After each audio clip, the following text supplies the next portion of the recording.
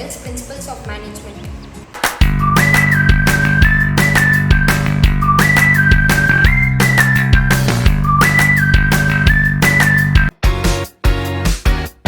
First, let's see what is division of work.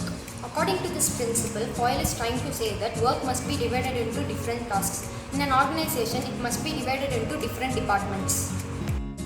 Let us take a simple example. When we order a food in restaurant, there is a person to take order from us, and there is a waiter to bring order to us, and there is cook who prepare food for us, and also there is a cashier to receive payment from us. Likewise, in an organization, works are divided into different departments like production department, sales department, finance department, and etc.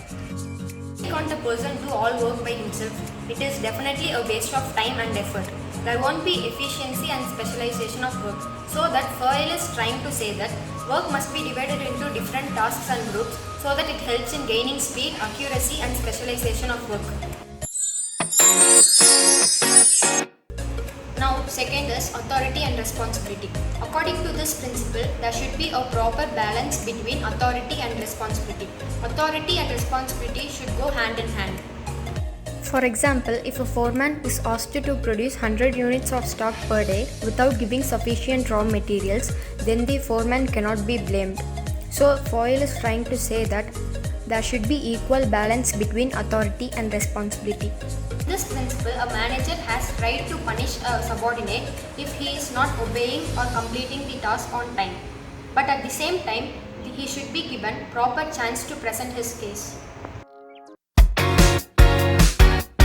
Here comes the third principle, unity of command. According to this principle, each subordinate should receive orders and be accountable to one and only superior. This principle also resembles military organization. Let us take a simple example. A teacher asks students to leave the school by 4 pm, whereas another teacher asks the students to leave the school by 5 pm. So it creates lack of unity in command and confusion among students. That Fayol is suggesting that a subordinate should have one and only superior. But in modern implication, it is changed like a subordinate can report to multiple bosses. Here comes the last principle, scalar chain. According to this principle, organization should have chain of authority and communication that runs from top to bottom. This should be followed by all managers and subordinates. Formal lines of authority, highest to lowest ranking, is known as scalar chain. For example, if a CEO wants to convey something to the supervisor, he conveys it to general manager, then he conveys it to departmental head, and finally it reaches to the supervisor. But in case of emergency, employees of same level can contact with each other.